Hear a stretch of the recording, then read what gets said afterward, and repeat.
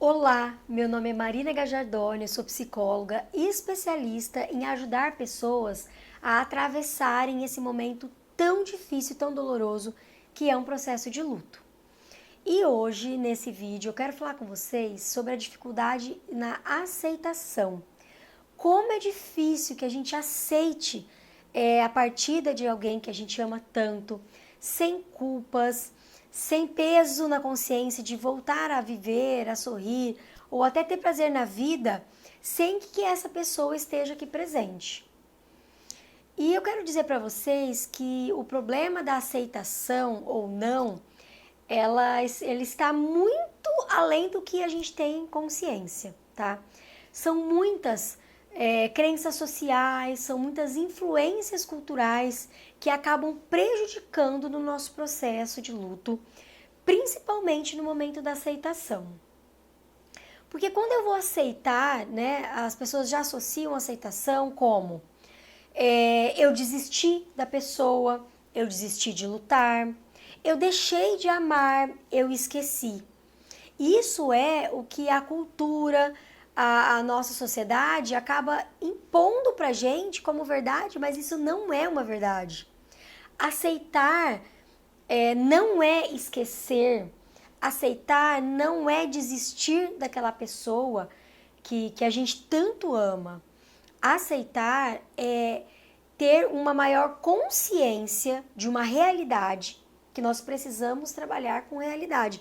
O luto, ele não é só dor, emoção, sofrimento. O luto também é uma realidade. Então a gente precisa entender essa realidade e aceitar não é concordar com a partida de quem a gente ama. Aceitar é entender a nossa nova realidade. Pois eu sempre digo, nós não escolhemos perder alguém que a gente ama. Não escolhemos. Só que nós podemos escolher qual vai ser a vida que nós vamos ter após essa dura realidade. E a aceitação ela fica muito prejudicada porque existem muitas crenças sociais, como eu já disse agora, que prejudicam realmente o nosso caminhar. Então a pessoa ela tem essa verdade absoluta, que não é uma verdade. Porque que são crenças? Crenças são imposições que vêm de geração em geração e que a gente absorve de uma tal maneira que a gente tem certeza que elas são verdadeiras. E uma dessas crenças que mais acontecem no processo de luto é essa: se eu aceitar, eu estou abandonando a pessoa que partiu. Se eu aceitar, eu estou querendo dizer que eu deixei de amar. E essa crença, gente, vocês não têm ideia o tanto que ela prejudica no dia a dia, na superação, nessa elaboração desses sentimentos diante do luto. Porque se eu tenho essa falsa sensação de verdade absoluta, que se eu aceitar, eu esqueci, eu deixei de amar, eu jamais vou aceitar. Eu vou brigar todos os dias para não aceitar, para provar para mim e para os outros que eu ainda amo muito, que eu gostaria muito que essa pessoa estivesse aqui e que eu gostaria de ser feliz, sim, mas com ela ao meu lado.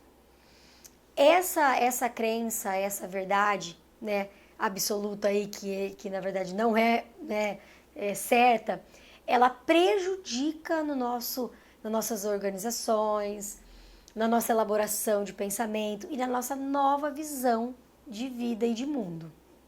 Então, o que eu quero dizer aqui para vocês?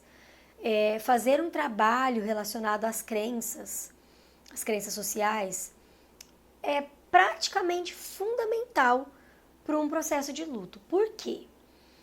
Quando a gente não tem consciência que essas crenças dominam e influenciam muito das nossas atitudes, dos nossos sentimentos, nós somos influenciados e dominados por algo que a gente não tem consciência.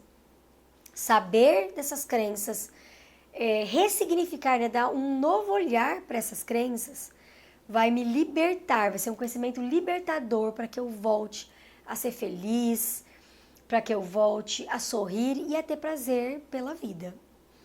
Ter esses conhecimentos faz com que eu elimine muitas das dores do luto. Por quê? Tem algumas dores relacionadas ao processo de luto que elas não podem ser trabalhadas. Uma delas é a dor da saudade. A dor da saudade, quanto mais o tempo passa, né, diante de um luto, maior vai ser a nossa saudade. Eu, no meu luto, né, já vai fazer 4 anos da ausência da minha mãe. Quanto mais o tempo passa, mais saudades eu tenho. Então, esta é uma dor que eu vou aprender a conviver com ela. Tudo bem. Mas eu quero dizer aqui para vocês que existem muitas dores que são totalmente desnecessárias. E que a gente se apega a elas de uma tal maneira que a gente acaba nos apegando ao sofrimento. Então, que fique bem claro, existem as dores que a gente não consegue mexer, que uma delas é a dor da saudade. E existem várias outras dores que a gente pode sim organizar e eliminar, porque elas são totalmente desnecessárias, como culpas, crenças sociais, cobranças externas e internas e assim por diante. Então tem várias dores, tá? Comprovadas aqui, eu tenho muitos pacientes enlutados que a gente consegue trabalhar e aí a pessoa fica, ao invés de muitas dores, ela elimina todas as desnecessárias e fica somente com as dores que a gente não consegue mexer. Porque, como eu sempre falo, o luto ele é um processo de altos e baixos e que não tem fim. E o nosso objetivo é fazer com que esse processo, esse altos e baixos, fique muito mais no alto do que no baixo. Que a gente consiga organizar de uma forma os nossos sentimentos para que as quedas, né, os momentos mais depressivos, os momentos de baixa, eles sejam cada vez menores. E que a gente consiga ter uma vida de qualidade, uma vida plena, uma vida que a gente consiga voltar aí a ter prazer na vida. Então, este que é o meu maior intuito aqui, de explicar para vocês como a aceitação ela é fundamental. Porque a partir do momento que eu aceito, eu não estou desistindo da pessoa. Eu não estou deixando de amar essa pessoa. Quando eu aceito, eu estou aceitando que eu não tenho controle da vida, eu não tenho controle da morte. E eu aceito a nova realidade que a vida está me posicionando. E quando eu aceito essa nova realidade, aí fica nas minhas mãos esse novo caminho. Se eu vou seguir por um caminho somente de tristeza, sofrimento e lamentação, ou se eu vou seguir por um caminho de gratidão pelo tempo que eu vivi com essa pessoa, de um certo otimismo pela vida, de que a nossa fé, eu sempre falo que a fé e o otimismo é praticamente a mesma coisa. Quanto mais a gente acredita que tudo tem um porquê, que nada acontece por acaso, maior a nossa fé fica consolidada, porque a gente fica muito mais seguro e confiante para seguir nessa nova caminhada, nesse novo ciclo, que não vai ser tão fácil, mas também não é impossível.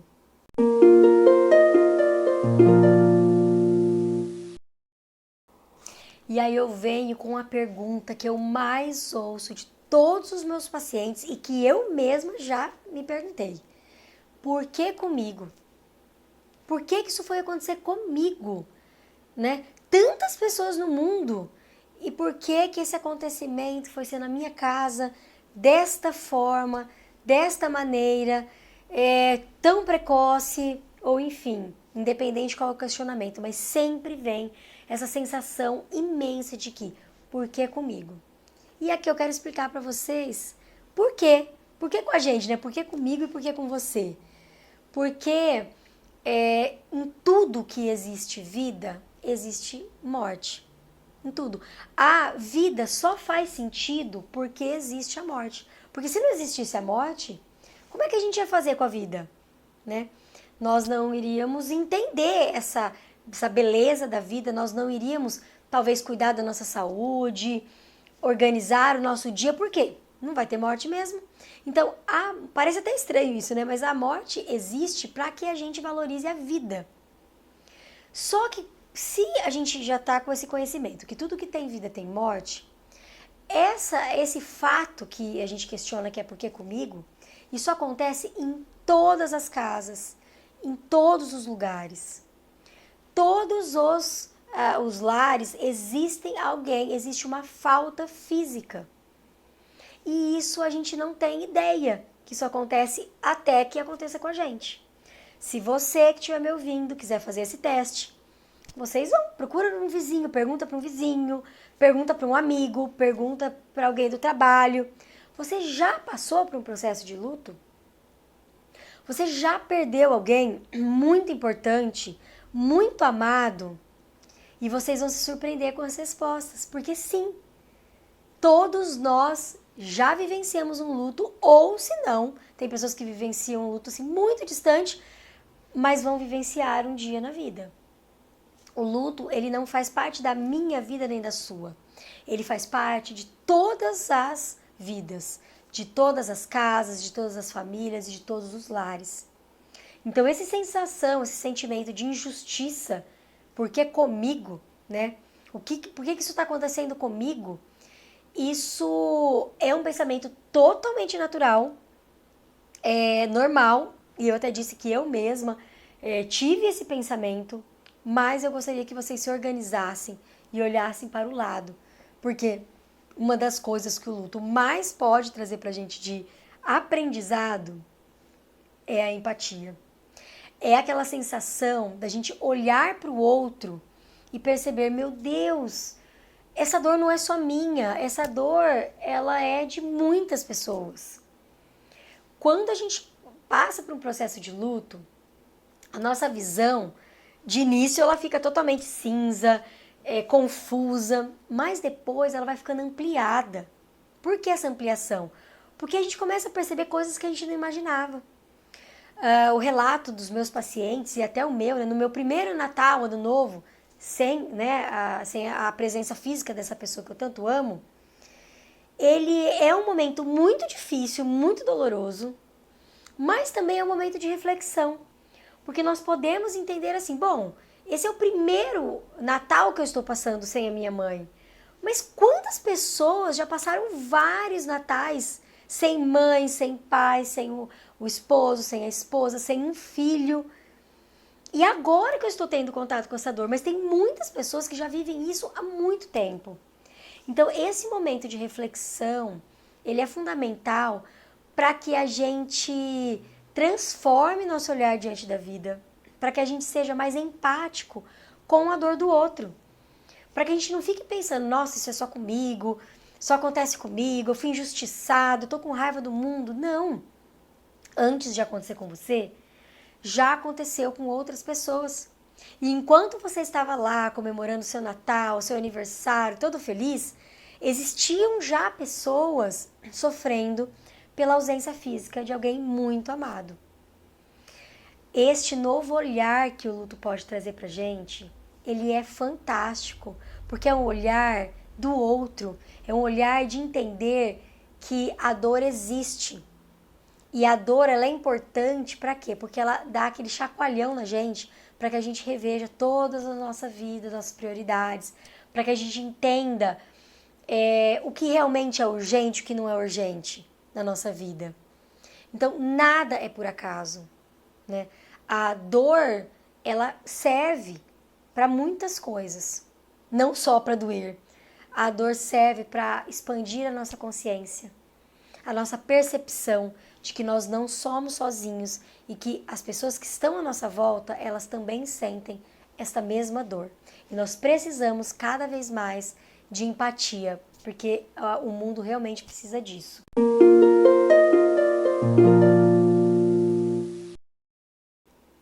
E após todos esses questionamentos, né, esse porquê comigo, vem quase que automaticamente sensações de raiva, de ódio, de injustiça, uma sensação quase que de roubo, sabe?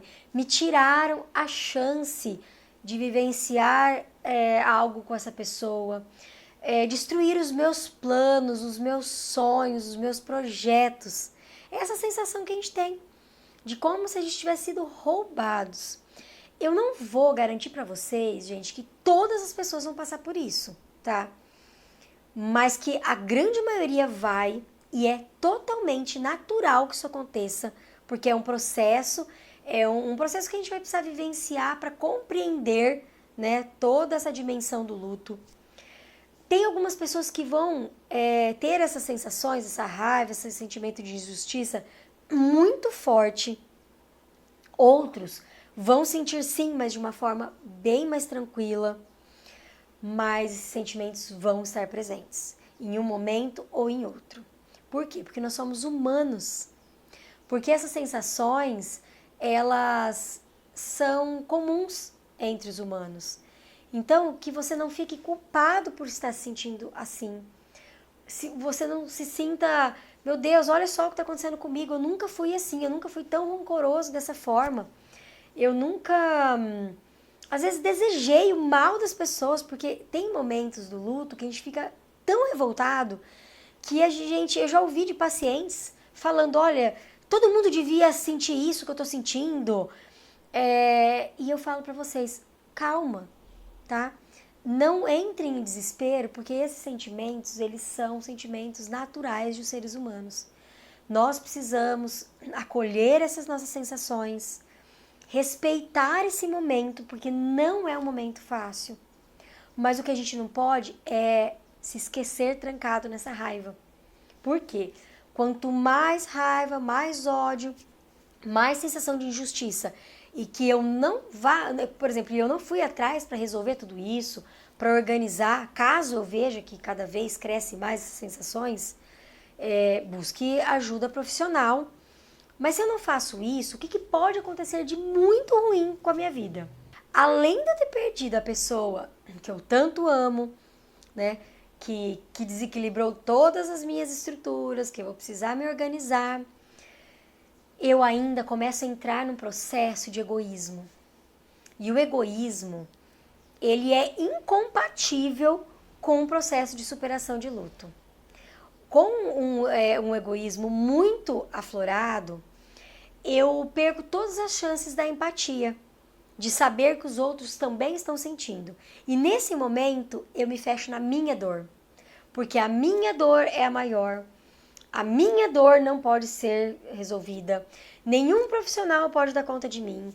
Nada vai fazer eu melhorar. Enfim, você acaba entrando num círculo vicioso terrível, torturante, de que todas as suas possibilidades acabaram. Então, é isso que eu quero que vocês entendam. Acolham todas essas sensações de dor, de raiva, de injustiça, de porquê. Poxa, destruíram meus planos, meus sonhos. Tiraram a minha chance de viver com essa pessoa. Mas depois que a gente for elaborando, se você perceber que não conseguir fazer isso sozinha, essa elaboração, procure ajuda profissional qualificada. Porque após essa dinâmica, se eu não conseguir sair disso, as coisas podem ficar muito piores. Que aí eu entro no movimento egoísta, no movimento ninguém me entende, ninguém me compreende, o mundo virou as costas para mim. Eu já ouvi essa frase, eu já ouvi pacientes falando para mim assim, eu fui amaldiçoado. Não, gente, tudo que é a vida é a morte, então ninguém foi amaldiçoado. A gente precisa ter essa compreensão de que a vida só faz sentido se existir a morte. Então, que vocês entendam esses sentimentos, acolham, percebeu que não está resolvendo, que vocês não estão saindo desse movimento, saiam disso com uma ajuda profissional e se isso não for possível, só tome muito cuidado para que vocês não se tornem pessoas amargas, né? Pessoas totalmente egoístas e com falta de empatia, porque a gente precisa entender a dor do outro, ser empático, ser compreensível, sensível à dor do outro, para que a gente compreenda a nossa dor. Muitas vezes, essa saída de nós vai ser fundamental para que a gente volte muito mais fortalecido.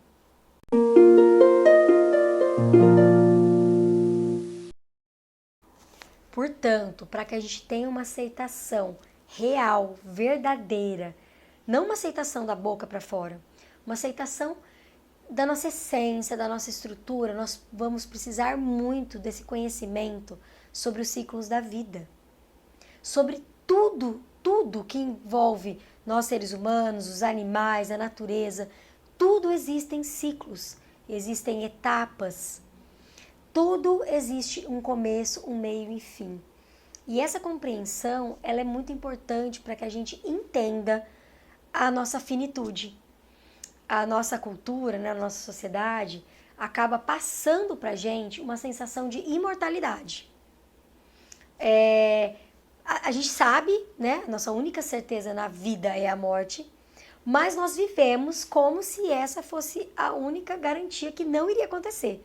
Eu vejo isso nos meus pacientes, quando acontece a morte na família deles, eles falam pra mim, Marina, eu sabia que a morte é a única certeza, mas eu acho que eu não sabia.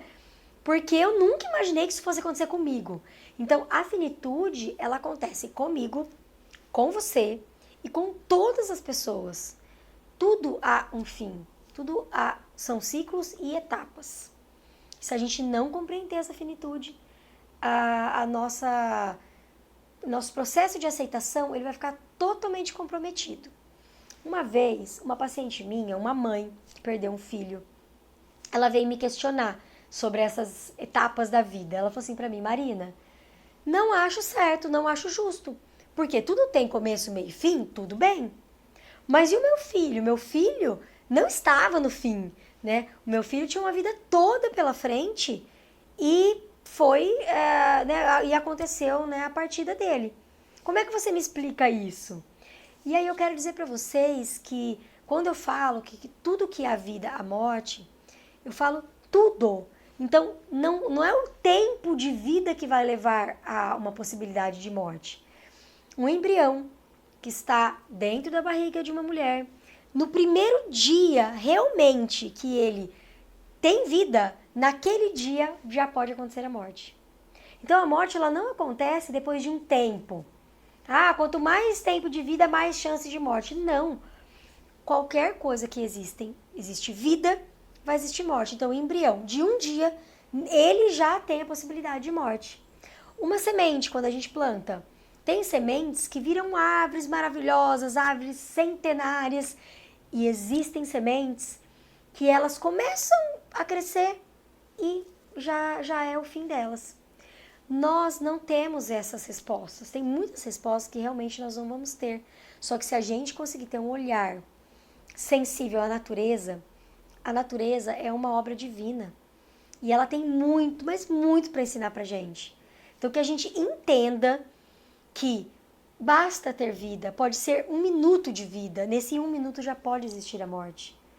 Que essa justiça que todo mundo gostaria, né? Que a pessoa nascesse, crescesse, fosse se desenvolvendo. E lá com os 90, 100 anos, a pessoa partisse. Só que eu falo pra vocês, como eu tenho muita experiência, né? De trabalho clínico do luto, eu recebo pessoas desesperadas porque perderam a avó de 99 anos. Aí, quem tá de fora fala assim, não, gente, mas tá bom 99 anos. Não, pra ela não. Por quê? Porque existe amor, porque existe muito carinho, porque existiu muita entrega de cuidado. Então, nós não podemos julgar a dor da morte pela idade. Se é idoso, tá tudo bem, se é criança, não. A morte é doída para todas as pessoas. Só que algumas vão entrar em desespero total, que é isso que eu já sempre vou falar para vocês, que o desespero total é somente problemas que vocês já eram existentes, que foram potencializados. Porque o luto, ele traz sim muita dor, muito sofrimento.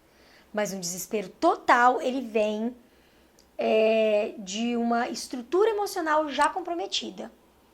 Mas a dor, realmente, o sofrimento está em todas as casas, em todos os processos de luto. Mas falando sobre ciclos da vida, ainda, o que eu quero dizer para vocês? Numa mesma vida, nós temos várias vidas. Vocês já pararam para pensar sobre isso? Nós somos bebês, depois a gente deixa de ser bebê para ser uma criança, e aí acaba a nossa vida de criança para entrar na nossa adolescência, e depois a nossa vida adulta. Eu deixo de ser filha para depois me tornar mãe. E tudo isso são ciclos que se iniciam e se fecham. Se eu não deixar a adolescência partir, como é que eu vou receber a fase adulta? Se eu não deixar de ser cuidada, se eu não deixar partir, né, esse cuidado, como é que eu vou ser uma cuidadora um dia? Então, se o bebê não deixar, né, que essa fase tão linda, maravilhosa da primeira infância vá embora, ele não vai poder entrar na adolescência. Então, o que eu quero dizer com vocês? Numa mesma vida, nós temos várias outras vidas. E é isso que eu preciso da compreensão de vocês. Por quê?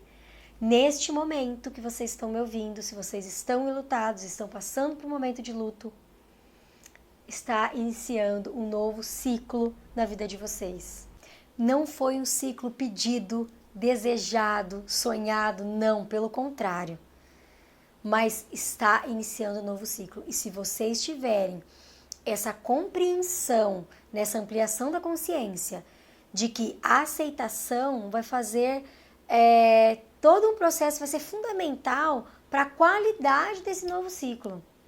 É a aceitação que vai fazer com que vocês tenham mais adaptabilidade à nova realidade, aos novos compromissos, às novas decisões, às novas prioridades. O que realmente é urgência, é necessário, é preciso. Ter essa compreensão que se inicia esse ciclo e que a aceitação ela precisa acontecer para que a gente viva com muito mais plenitude, para que a gente entenda que não é porque uma pessoa partiu que deu algo de errado, não deu errado.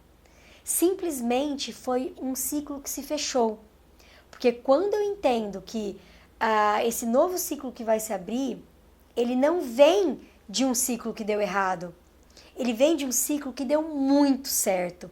Ele vem de um ciclo com muito amor, com muito companheirismo, com muita troca de energia.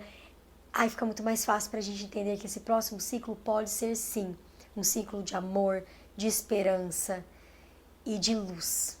E é isso que eu quero que vocês entendam sempre, para que a vida de vocês ganhe aí um novo olhar e um novo sentido.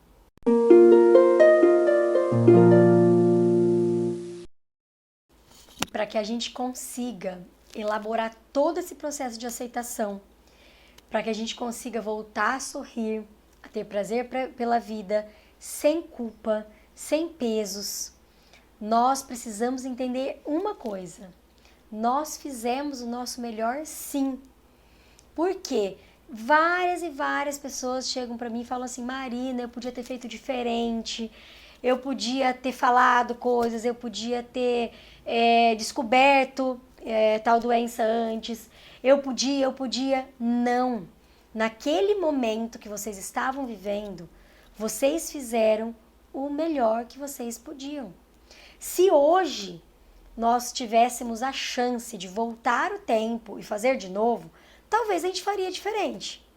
Mas naquele dia, com aquela consciência, com aquelas ferramentas que você tem, com aquele sentimento que você estava naquele dia, você fez o seu melhor.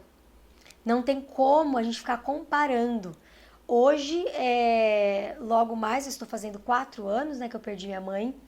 E hoje, se eu pudesse voltar no dia que eu estava com ela, no dia da partida dela, no hospital, talvez eu faria tudo diferente. Mas há 4 anos, naquele momento, com o meu sentimento naquele momento, com a estrutura que eu tinha lá naquele dia, eu fiz o meu melhor. Hoje eu faria diferente? Sim, faria. Porque hoje eu tenho 4 anos a mais de experiência de vida, de conhecimento, de estudo. Eu tenho muitas coisas, mas naquele dia eu fiz o que eu pude. Eu fiz o que eu tinha, o que era para ser feito. Quando a gente não tem essa compreensão, nós usamos o passado para tortura. E nós precisamos usar o passado para aprendizado, não para tortura. Quantos pacientes vêm aqui desesperados falando para mim: Marina, como é que eu vou ser feliz se eu não falei eu te amo pro meu pai? Se eu não falei, se meu filho falou que estava doendo a cabeça dele e eu falei, deve ser só uma dorzinha de cabeça, e depois não era e ele acabou falecendo. Como eu vou ser feliz com isso? Nós sempre fazemos o nosso melhor naquele momento. Se a gente começar a comparar, pensem vocês, o que vocês fizeram quando vocês tinham 15 anos, lá, um acontecimento, uma situação, e vocês tiveram uma decisão lá. Hoje, vocês fariam diferente? Sim. A sua vida talvez seria totalmente diferente se vocês tivessem chance de voltar. Só que a vida, ela é feita à caneta. Não tem lápis, não tem borracha, é a caneta. E exatamente essa a beleza da vida. Porque se a gente pudesse apagar, ia estar tudo rasgado, pensa. A gente ia voltar, ia apagar, olha, não ia ter borracha no mundo que desse conta. Ia ficar tudo rasgado de tanto que a gente ia apagar. Por isso, nossa vida é feita à caneta. A partir do momento que a gente escreve, não tem como voltar. Só que o nosso passado, ele vem para que nós tenhamos grandes aprendizados, crescimento e evolução. Não é para ser uma tortura, é para ser um aprendizado. Então, que vocês entendam que naquele momento vocês fizeram o melhor que vocês podiam. Porque se fosse hoje, logicamente que seria diferente. Mas não é justa essa comparação, porque nenhuma vida pode ter segunda chance. Nós estamos vivendo hoje, né? Nesse momento que eu estou falando com vocês, tem pessoas fazendo decisões, tomando decisões. E essas decisões muitas vezes não têm volta. Ter essa clareza, essa expansão de consciência, dá muito mais tranquilidade para que a gente siga a vida, para que a gente entenda que não há culpados, eu não sou, o outro também não é. Tudo acontece da maneira que tem que acontecer. A gente não tem que perguntar por que aconteceu. A gente tem que perguntar para que isso aconteceu. O que esse fato quer me mostrar, quer me ensinar para que eu consiga evoluir. Porque o nosso objetivo aqui na Terra é simplesmente um. Aqui é a nossa escola. A gente precisa aprender a cada vez mais.